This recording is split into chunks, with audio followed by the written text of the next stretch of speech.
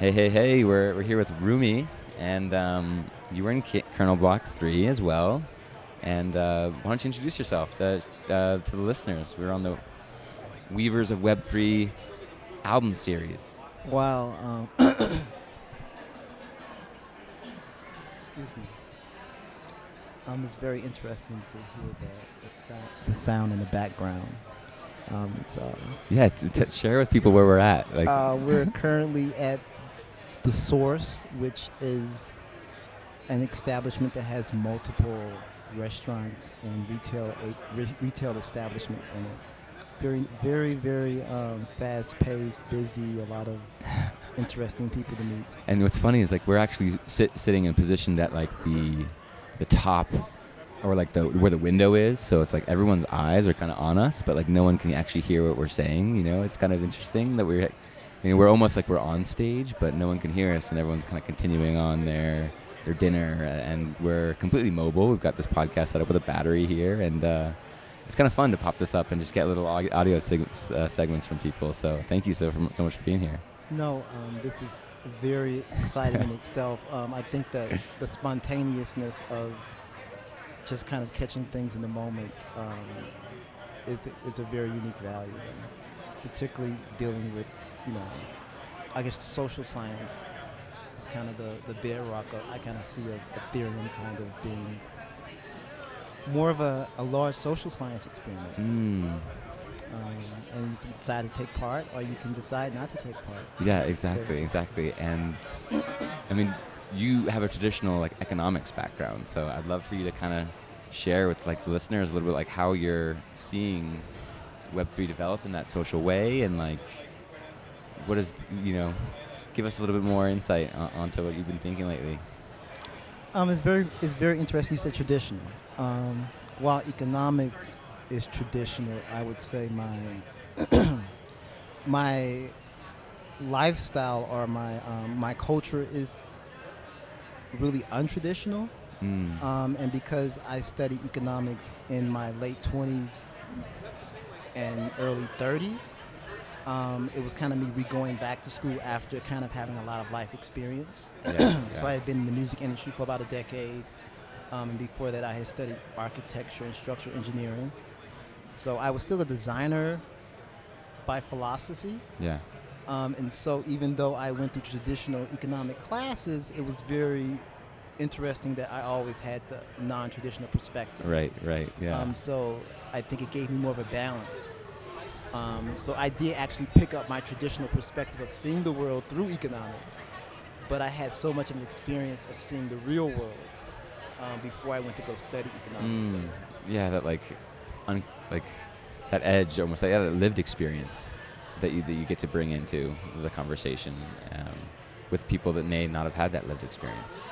And on top of that, and I think it's very interesting to say, is that I went back to study economics around the time the market collapsed. And so I really went back to study finance. I wanted to go into international finance, but that path that degree was discontinued, and then my finance grades weren't so great. And they was like, you know what, you can get into economics, So I took to get your grade point average back up to get back into the School of Finance. But after I took a couple economic classes, I realized that I was much more interested in the fabric underneath finance than I was of finance, because I feel like finance would drastically change. Right. But that economics was something that I could carry on into whatever new world would come out of the old world, though. And so that was a very unique perspective for me, because I was a designer. Yeah. And that was my design mind kind of looking at finance as being something that had been designed on top of economics. Right. And economics more so playing a role as trying to mimic nature's natural ecosystem. Failing in many ways, but finance was in no way even trying to even pretend to mimic nature. Exactly. Not even getting close. Yeah. And so just to dive a little deeper on that fabric, as we are on the Weavers of Web3 kind of album series, what are some kind of important fabrics of Web3, you know, you can think of fabrics as maybe values as well that have resonated with you. I'm a very strong supporter of Ethereum, particularly, and very biased in many ways because I read a lot of Vitalik's early papers on color coins way before I invested in Bitcoin around 2012 when he really originally started writing. I think he was still in Russia doing. He was in Israel doing research at the time. This is before Ethereum launched. So a lot of my values kind of, to a certain extent, still stay to the original Ethereum protocol, even though I know it's split and we have the whole, issue in regards to staying true to the original Ethereum, I guess you could say, base principle of being immutable to a certain extent. But I think ultimately what sticks with me more than anything is the idea of a statement that Vitalik said, or maybe it was a quote he put on the screen behind him yesterday, or maybe he said it. But the idea that the opposite of scarcity is not abundance, but it's reciprocity. Reciprocity. And to me, that is that's really what it's all about. And I tell a lot of friends of mine that when I look at DAOs, I truly see African cooperative economics tokenized. And so we're really kind of a full circle. It's just the only way to get back to where we originally were was to kind of go digital, which is very, very, it's a lot of contradiction and, there's a contrast and complementary opposites there. Complementary opposites, yes. Absolutely. Well, I think what you the reciprocity is so ingrained in reciprocity. I'm still.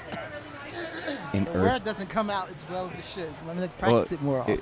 As we say it, as we bring it into conversation more, because it needs to be said, and I connect it a lot to Earth skills, as like reciprocity with the Earth, and like composting, building soil, planting trees.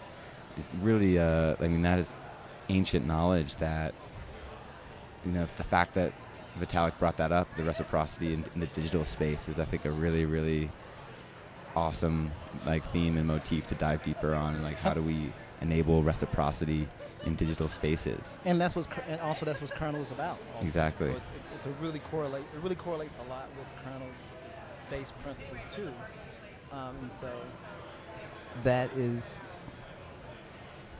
I think it kind of brings it full circle for us in regards to hearing that from a co-founder of Ethereum and being a part of Ethereum. Yeah. And then also watching Kernel kind of, to a certain extent, take those same principles and make it its bedrock when most, I guess you could say, digital institutions or fellowships, as you would say, oftentimes that's not really what you're going into the program about. You're going in to raise funds, to get ready for VCs. Profit. Yes. Yeah, exactly. No one, no one thinks about the planet or the purpose. Or relearning relearning our philosophy about the world. Right. That's not necessarily the priority, I guess you would say. So very, very strong perspective on that. I don't know if I answered your question completely, though, about... Bring it back. What were the main things that... I was saying, the fabric or the values that you kind of stick out to you in Web3? Yes. So reciprocity is number one, and number two is how important it is for us to use our full imaginations. And I feel that the imagination can also become very restricted with under certain political pressures. Yeah. And I think... Or societal pressures. Yeah, or family pressures, right? And so being free technically is the ability to imagine freely. And as easy as that sounds, I believe a lot of people are unable to envision and imagine freely. So we tend to kind of make it hard for ourselves to develop as human beings on Earth, as Right. as a single living organism. So you can't think bigger, when you're in a box, or you're distracted, or you're overwhelmed, or have commitments that take up a lot of your time, right? And Exactly. it's having an uncluttered calendar is very important to creativity, and how many meetings you take on, and what you say no to, and how much time do you optimize for sitting, figuring out what should I be working on, instead of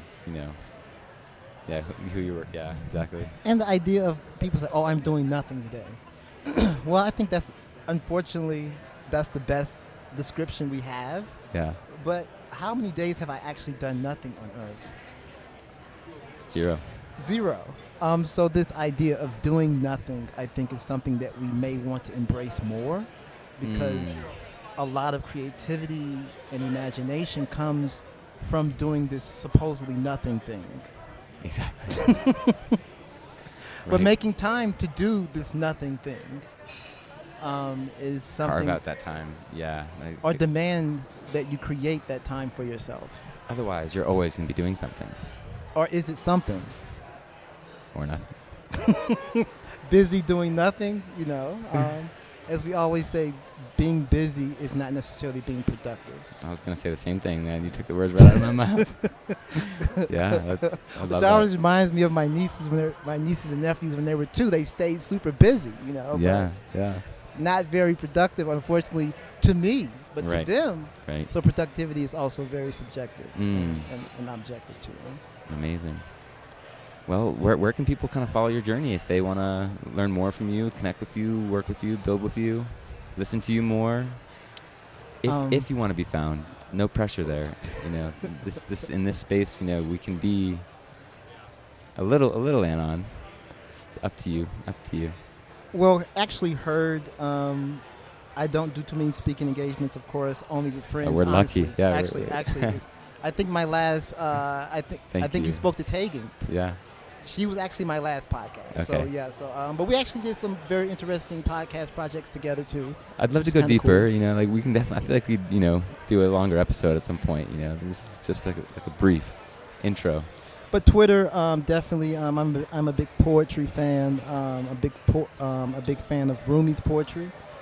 So my Twitter handle is Young Rumi, Love it. and that's also where I've taken my my pseudo name. My biological name is Muhammad. That's what my parents named me. But Rumi's first name was also Muhammad too. So I thought it was pretty fitting to borrow from some of the greats. Yeah.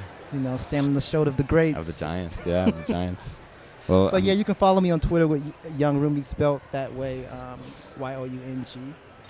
and Rumi.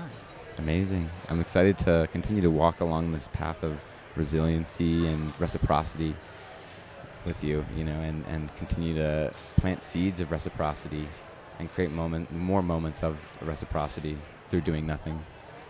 And I want to just commend you on kind of just digging into these conversations, even though they're short. Right. A lot of times short is sweet. Short and sweet. Absolutely. So this is an amazing project you have, and I wish you a lot of success with it. Thank you. Just and a lot of fun with just it. a day in the life. Yeah, just a day in the life at an Ethereum conference, All right. We'll talk to you very soon, Rumi. Thank you so much for sharing. All right, peace.